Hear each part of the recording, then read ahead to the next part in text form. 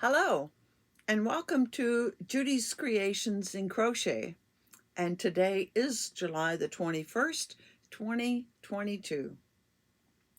I'm coming to you from southwestern Ontario in Canada, and I want to welcome all of my viewers, both regular subscribers and brand new subscribers. I have had a number of new subscribers in the last couple of weeks, and I want to welcome everyone.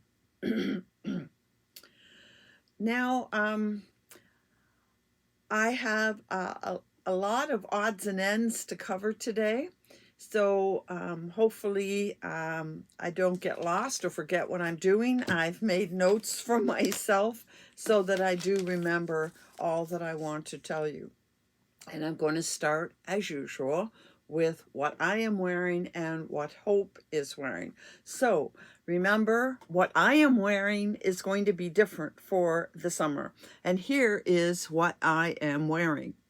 And hopefully you can tell without it shimmering in your face that this is a very sparkly item, a piece of necklace that I have made. And I'm going to be, can you see how the colors change a bit when you move it? And out in the sunlight, of course, it is very shimmery. And although it looks like it has a blue cast, if it were held on something else, you can see there's maybe a little bit of yellow in it. And that's why I don't have any earrings to match it, because I love the blue when it's on black or some other, even just on your body. But if I made earrings hanging up here, the sunlight gets through it. There's nothing behind to make it this color, and it actually looks yellow. So they don't look like a matched pair, and you know how I feel about yellow anyway. So this is another piece, and I will be showing you quite a few other pieces and different kinds of designs throughout the summer. So that's what I am wearing. We're sticking to my jewelry for the summer. Next, what is Hope wearing? And this is something I am excited to show you, and a little bit of a surprise. So here's Hope off in the corner. She is wearing an item from my Make 9 card. So just before I show it to you, I'm going to put a picture up here of my Make 9 card. And then I'm going to focus in on the pattern that I chose from that Make 9 card. And I'm just so happy that I finally got back after all of that summer stuff. I got back to my Make 9 card because I really want to make as many of those items as possible this year. I know I will not get all 9 made. I know right now there's one I don't even want to make. So things change, don't they? But this is the shawl you just saw in the pictures. And here is the front.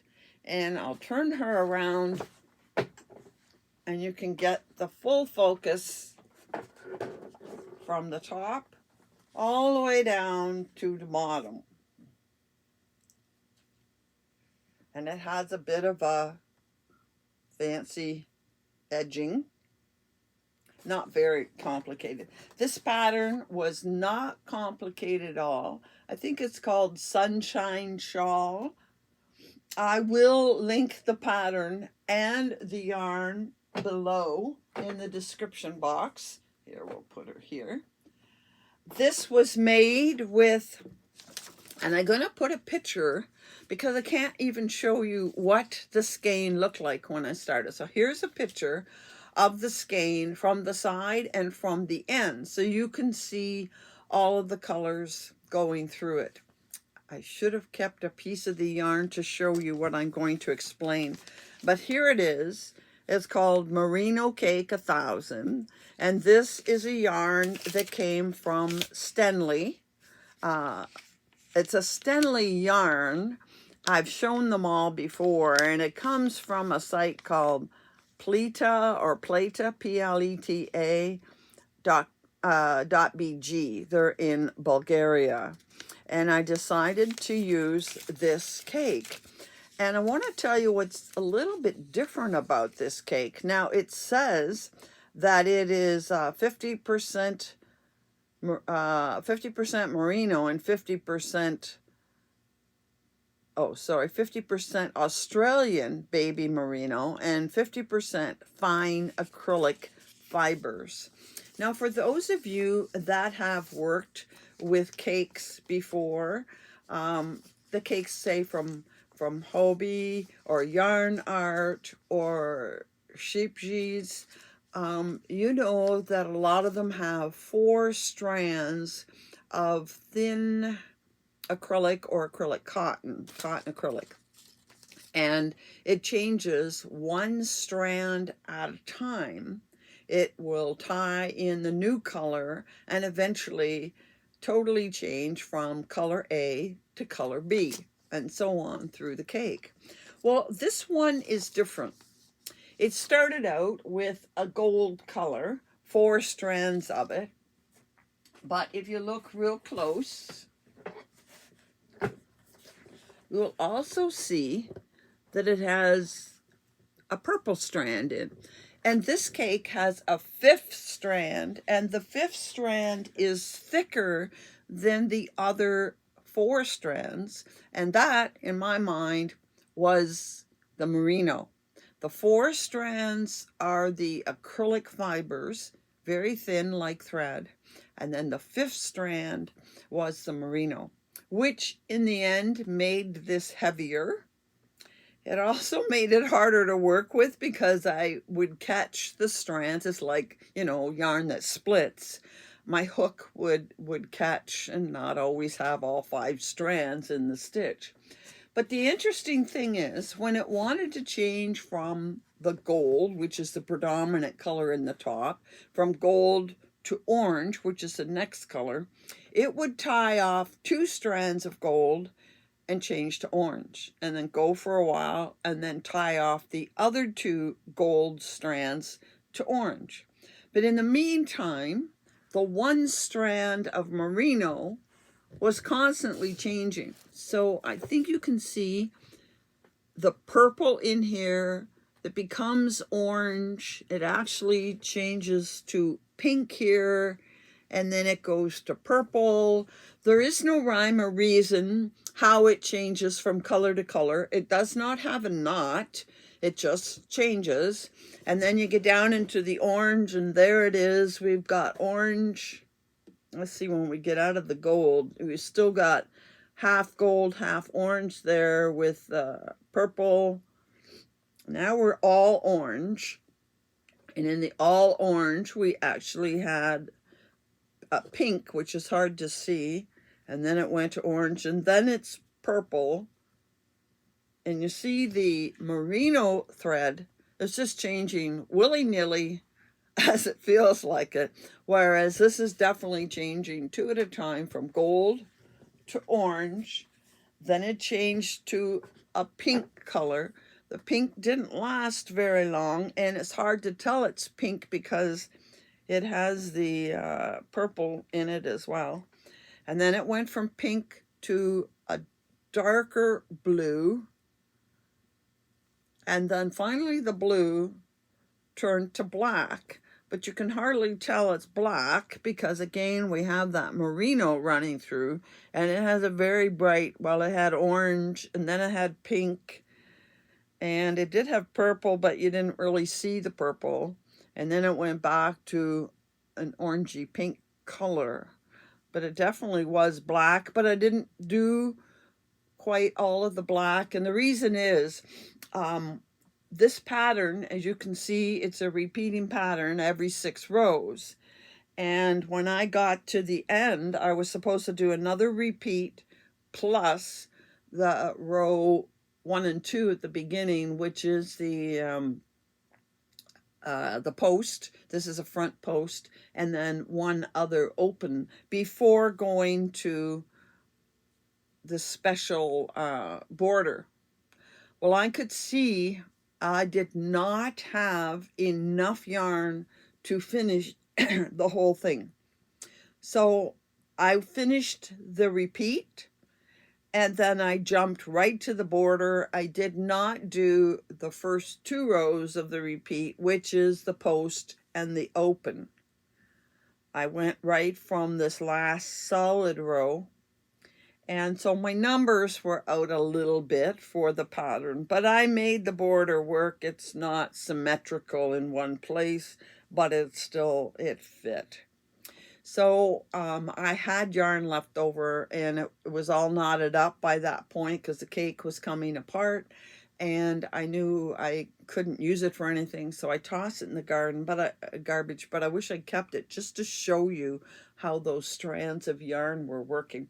But that's one more item made off my Make 9, and I had a hard time choosing the yarn. I eventually didn't use the yarn I originally picked. I left it for something else, and actually I'm quite happy with the way this looks. As I said, it is heavier than some of the other, well, all of the ones you would make with those cakes. But it would be kind of warm in the fall, and it does look a little bit fallish.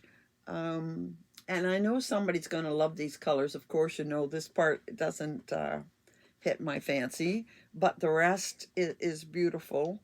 And I wish I could have put more black in it, black with the bright colors, but there just wasn't going to be enough yarn. So I had to stop where I stopped. So that cake has about 1,000 meters in it. And I would say I probably left out about 100, maybe a little bit more. So that's from my Make 9. And I'm happy to get one more item off my Make 9, and I hope to do one more yet this summer. So this is item number 4, done. 5 more to go.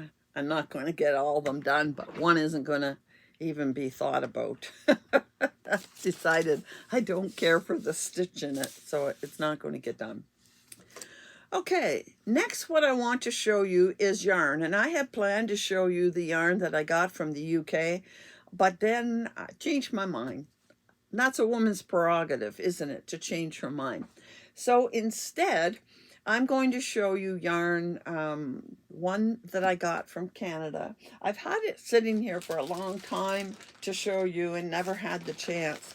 And this is yarn that comes from Aberdeen's Wool Company. Yes, Aberdeen's Wool Company, and I'm sure you've seen it from some other podcasters. This is a company that is in northern Ontario. It's in the Kawartha Lakes area, which is north of Peterborough, north of Toronto, into the Muskoka, which is cottage country.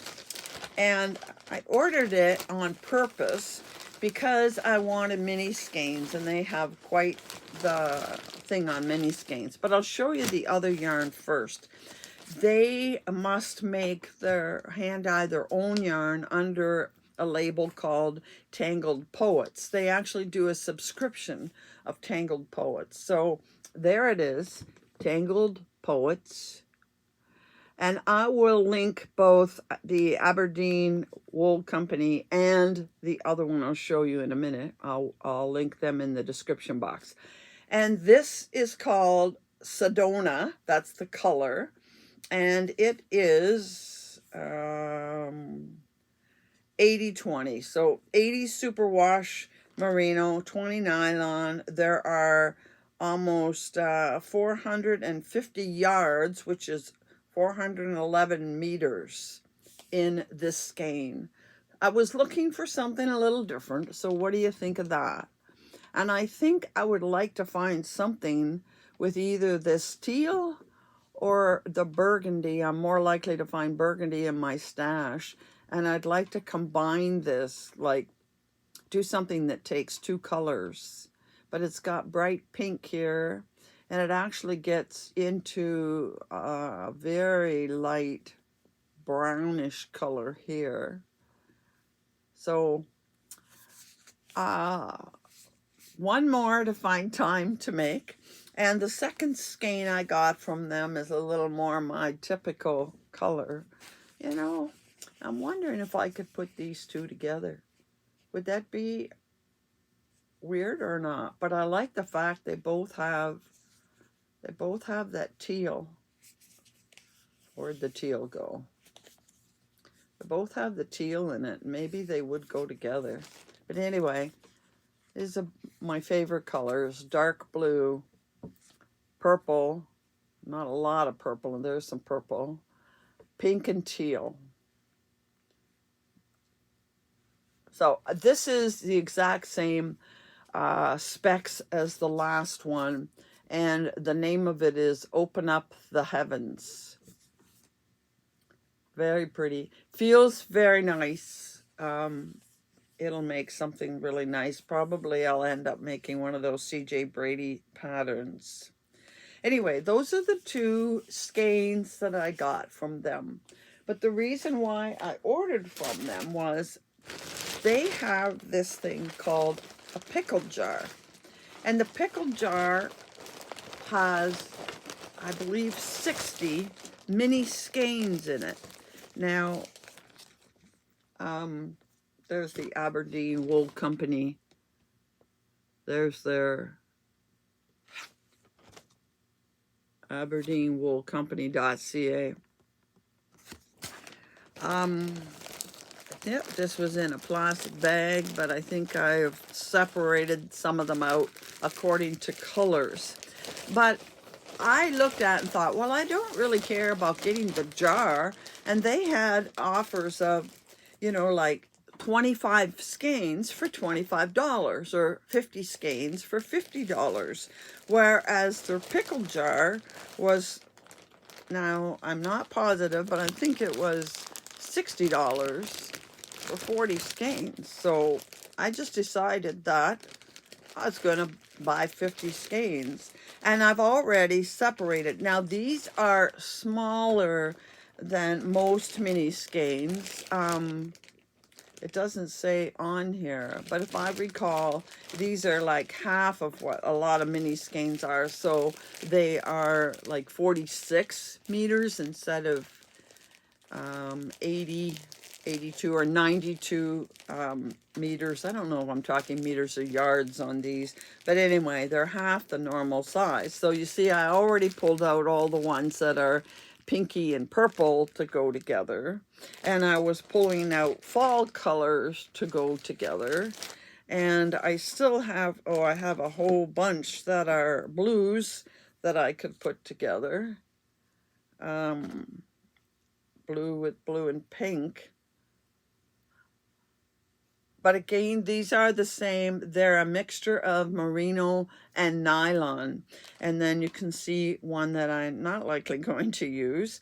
They have a nice Christmassy one that might go with this other.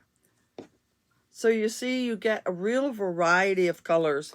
And you don't have to pick them out to be color coordinated like I have. I must be OCD when it comes to colors, but I tend to do that. But a lot of people will take just random mini skeins and start sewing them together, and you'll see a number of patterns out there, most often for, say, an asymmetrical scarf. I have 2 patterns, maybe 3, that use all kinds of leftovers or mini skeins.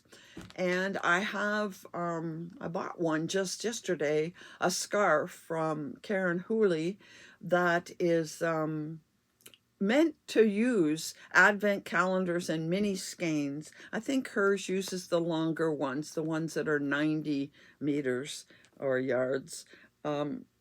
And so someday maybe I'll just get bold and not worry about colors and pick up the colors in any order and make something. But at the same time, I look at things like that and say, well, they are pretty together. So who knows what will happen in the end. I have quite a collection now of mini skeins, and I could do both. I could do some, you know, get some brown and then put these in with it. Get some gray and put these in with it. And I have enough to just randomly put a bunch together. Have any of my viewers out there, have you ever done a project using a large number of mini skeins? And if so, what project have you done? And hey, send me a picture. You know I'm all about seeing your work. So that is one yarn company that I've got yarn from. And I'm going to be working with mini skeins one day in the not too distant future. And the other company I want to tell you about is called 100 Ravens. I don't know how they get these names, but anyway, 100 Ravens, and it is in New Hampshire. There's their label. And you're not surprised to see this particular yarn. The color is called Bad Wolf. This one, this is their base. I'm not going to try and pronounce it, but they have various bases that I'll show you.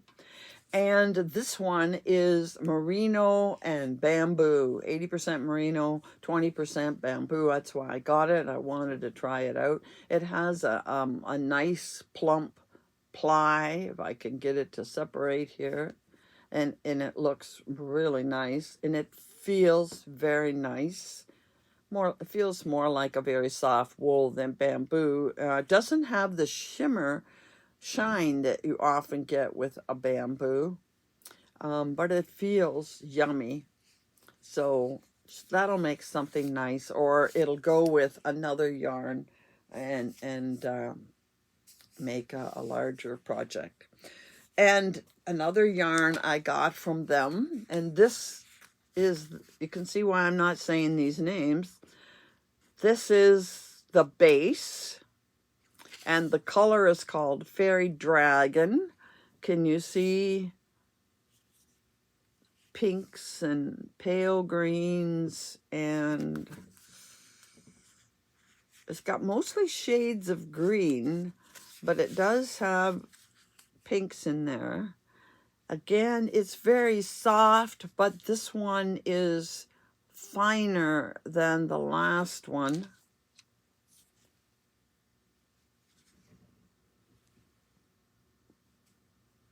This one is much plumper. This is finer. And the fiber content of this is 50% baby alpaca. That generally is finer. And 25% silk. And then finally, 25% linen. Now, I'm happy to say you really can't feel the linen in it. It's the alpaca silk that you mostly feel. I'm thinking I may have to put this with something else. I think it might be a little too light. Pretty colors, huh? A little too light by itself, but we'll see. And this one has, the last one, by the way, had 436 yards, which is typical of 400 meters. And this one is the same. It's 438 yards. This is a 3-ply, and this one is a 4-ply. So that's maybe the difference in the thickness. Feels very nice. But the one I fell in love with, to the point I almost ordered another one, was this. Now, here's the base right here. And the color is Slytherin Common Room. Slytherin Common Room. But can you see the sparkles? That's why I got this one. Well, the picture was very pretty. The green looked darker than it is in the picture. But I wanted something with sparkles. And when I got it, see the sparkles coming through? It's way more sparkly in real life than on the camera, but I think you can see the sparkles there in that gray. And this is 411 yards, so a little bit less. It's 55% BFL yarn, that's blue-faced Leicester, and 45% silk. Now that adds up to 100, and we all know that part of it is going to be the metallic, small part of it. But again, it feels very soft. You cannot feel the metallic in it. BFL yarn I'm finding, I've only had a couple, is a very nice merino yarn. And yeah, it's going to make a nice item for sure. Now, I was planning to order more. I thought, oh, I like this so much. I want to order some more and make something like a shawl or something. You know how I like to make shawls. But then I got thinking, no, maybe that isn't the best. It might be very washed out. And then I went and looked in my stash and I found this. And what do you think of putting these two together?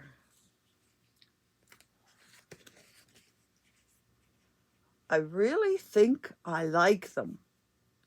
And I wouldn't know what to do with this one by itself. It is a bit tonal. You can see different colors.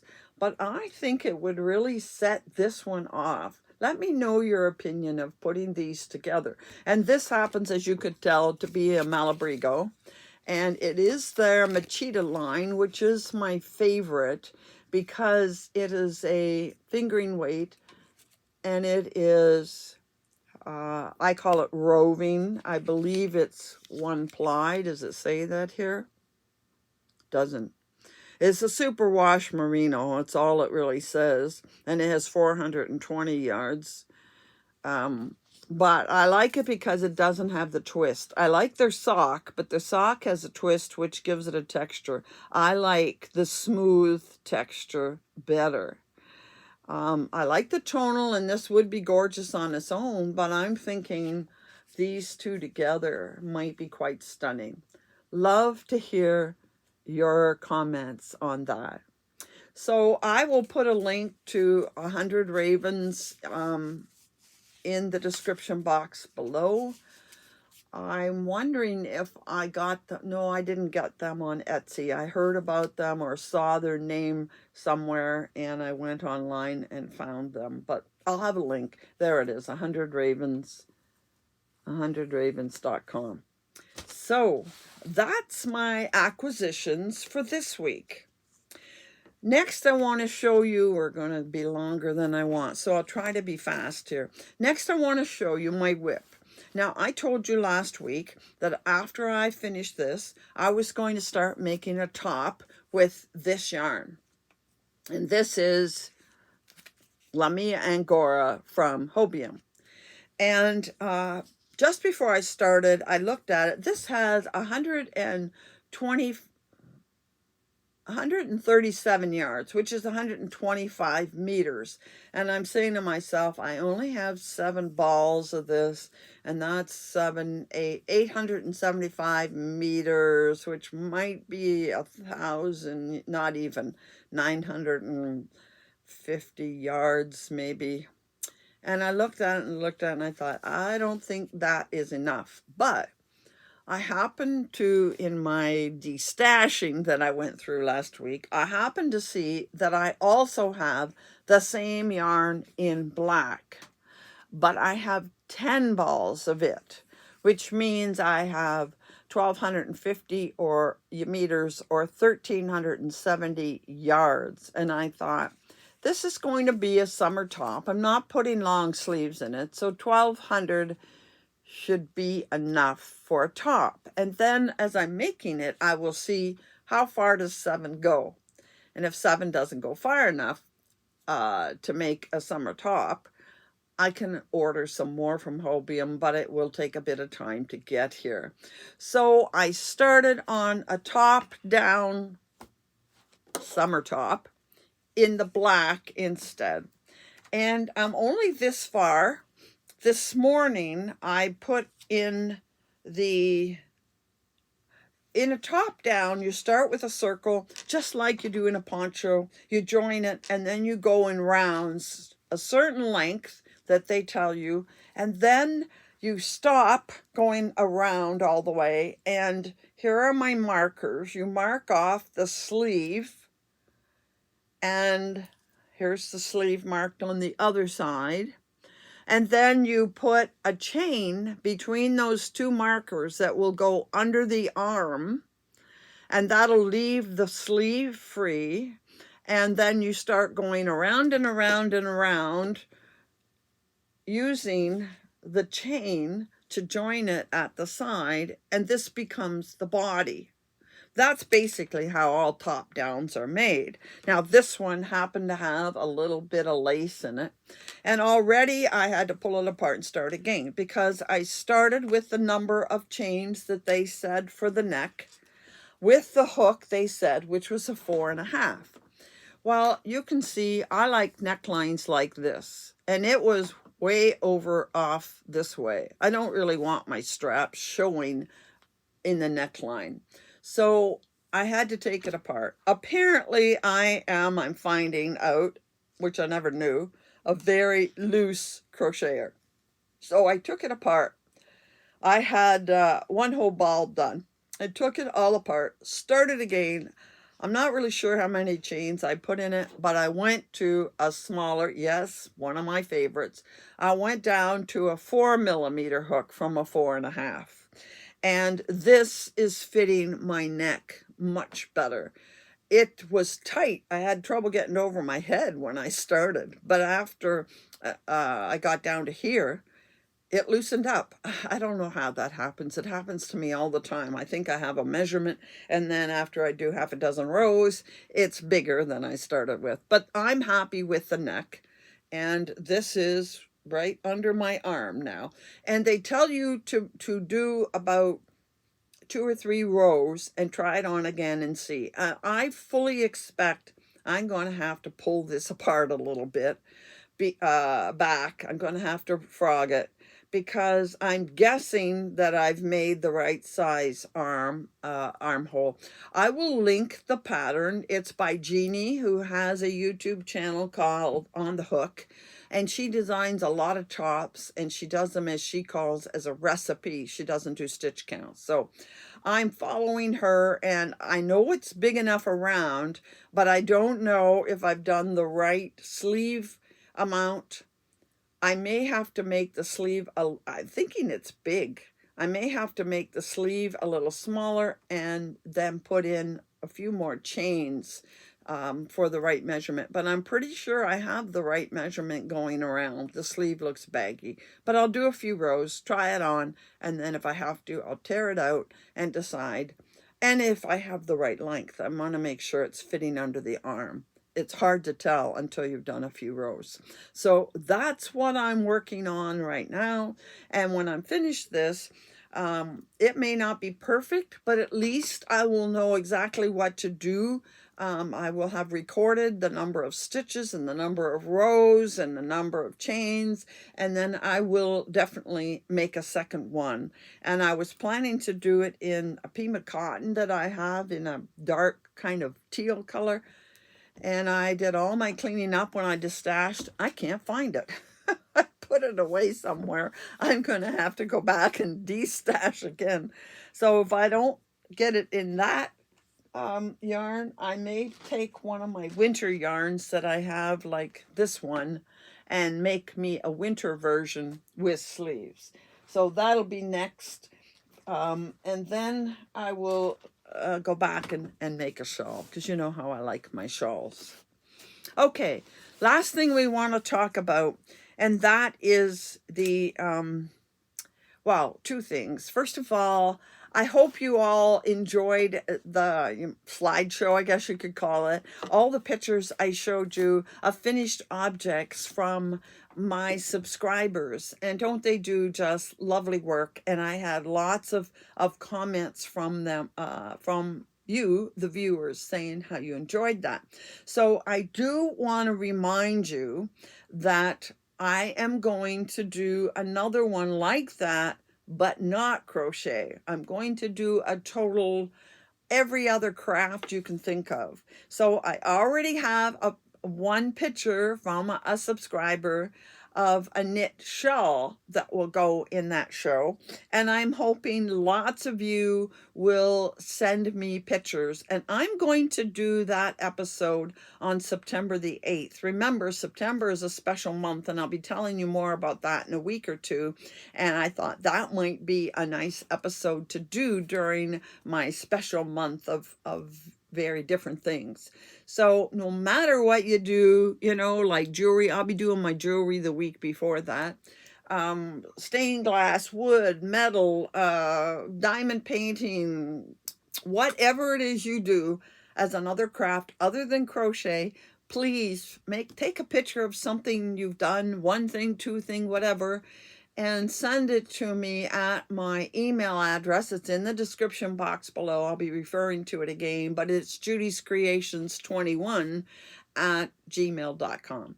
Please send me pictures of your work. And while we're talking about that, remember, it's not that far away, you know. September will be here before we know it, because we're almost done July. And September, I will be doing another Yarny YouTube hop.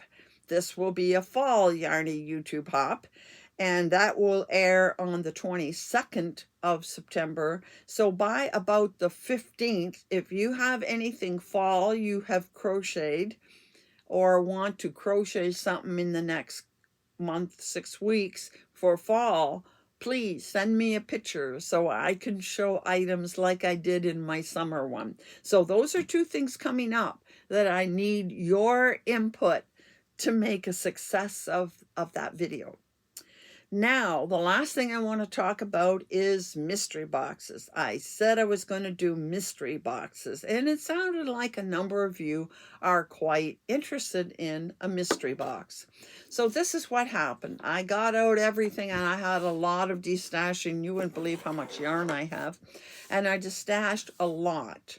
And then I separated it into wool and non-wool. So the first thing you have to tell me if you want one is, do you want wool or do you want non-wool? And in the non-wool, it is mostly cotton and or acrylic. There's cotton acrylic mixes. There's cotton by itself, like say a Caron cotton cake or Premier's Cotton Fair. There are those kinds of things. But there are cotton acrylic mixes and 100% acrylic, like some things I got from Ice Yarn, or it might be some things from Hobie. It's just a mixture of everything. There is a little bit, I think I have one thing that has bamboo and one thing that has tencel in it. But it's anything without wool. For those of you that are allergic to wool, there is the non-wool choice. And because I had a problem with boxes, I've done two sizes of boxes. I've done a small box for $30 and a larger box for $50. Now, in the non-wool, right now, they're all small. They're all $30 boxes. But I guarantee you, you're getting way more than $30 in that box. In the wool option, you get different kinds of wool. Even there is one or two things with alpaca. There are wool acrylic mixes. There are some hand-dyed yarns. And I only have one small one. All the rest are large. But the large ones, I guarantee you, you're getting at least one hand-dyed yarn. I just want to say that I hope you're okay, that when you get a hand-dyed yarn, you are getting it caked. I had caked almost everything I had in the house at one time, and then I stopped. I just cake as I needed. So I had quite a few cakes, not this one, but I had quite a few cakes of, you know, colors that I changed my mind about, or yarns that I wasn't going to be using for one reason or another. So I guarantee you that in your $50 box, you're getting one of those and a lot more. So this is what I need you to do. After you watch this video, if you decide you want a box, and by the way, if you want to combine, say, a $30 non-wool with the $30 wool or a $50 wool, then I will put them together in a larger box, and that'll free up smaller boxes because I still have yarn I have not boxed up. So you need to email me and tell me, do you want wool or non-wool? Do you want a $50 box or a $30 box? I'm going to do this in a first come, first served. And in the email, I want your mailing address. I will email you back and let you know if you were one of the lucky ones that emailed me quick enough. I'll let you know the total cost, and I'll let you know how to send the money. If you're Canadian, it'll be transfer. If you're American, it'll be PayPal, but I'll explain. Now, the other thing you're asking, what about shipping? And yes, I'm sorry, I do have to ask you for shipping. Now, what I have decided to do, I know I just sent 3 balls of wool to somebody else in Canada yesterday, and it was $20. And all of these have more than 3 balls of yarn in them. But I'm going to charge for the small box, which definitely has more than 3 balls in it. I'm going to charge $20 for Canadians. And for the larger box, it'll be $25. All the prices I'm saying are Canadian. So for those in the US, it's going to be $24 for the small box and $28 for the larger box. Now, think about it. $24 Canadian is like, I don't know, $18 or $19 in your money. And $28 is, I don't know, around $21 or $22 in your money. And the yarn, $30 is like 21 or 2, and $50 is below 40. So for the Americans, it becomes a deal in a way. I do have to charge shipping. Now, if you want 2 boxes together, I'll have to put them together and give you a quote on the shipping. It will be cheaper than the 2 individual combined, but I don't know until you tell me what you want and I put it in a box. Now, if you're outside of Canada or the US, I'm still willing to ship to you. I just can't tell you what the shipping is. And if you're interested, email me. I will then go into Canada Post and work out a shipping cost, and I will keep it reasonable. The prices I quoted to Canada and US, by the way, that's expedited, tracking included, okay, and insured up to $100. If I do it outside of Canada and the US, it's probably going to go small parcel, maybe airmail, and probably not tracked. But I've never ever had a parcel go missing. I have been shipping for probably 20 years or more, and at one time I did eBay and I shipped all over the world, and I never had a parcel go missing and it wasn't tracked. It just takes a lot longer, like maybe 8 weeks. So that's what we're dealing with. You need to email me, tell me the size of the box, wool or non-wool, and give me your mailing address, and I'll get back to you and we'll finish the specifics of it until I run out. The other thing I wanted to tell you very quickly is I discovered, thanks to one of my viewers, thank you, Debbie, I discovered that on my Facebook business page, and I'm going to put a picture of it here, there is something called a community tab, and I can post there or you can post there, and I'm going to post on that community tab. Feel free to use it whenever you want. My Facebook business page link is in the description box below, and I'm going to go on to the community tab probably later today, and I'm going to post this information about the mystery boxes. All right? So hopefully you're interested in a mystery box. Be sure to let me know. Don't think about it for a week, because I only have a limited number at the moment, and when they're gone, and it'll be first come, first serve. So we'll see how that works. So that's all I have today. Next week, I will be showing you, hopefully, my black top and another top finished. And who knows what I'll start in the meantime. And I have two dyers from the UK that I didn't do today. I will show you their yarn next week. And I'll give you updates on things like the mystery boxes and other things that are going on my channel. And pretty soon, I want to tell you some exciting news about September. So, hope to see you then. And in the meantime, happy hooking.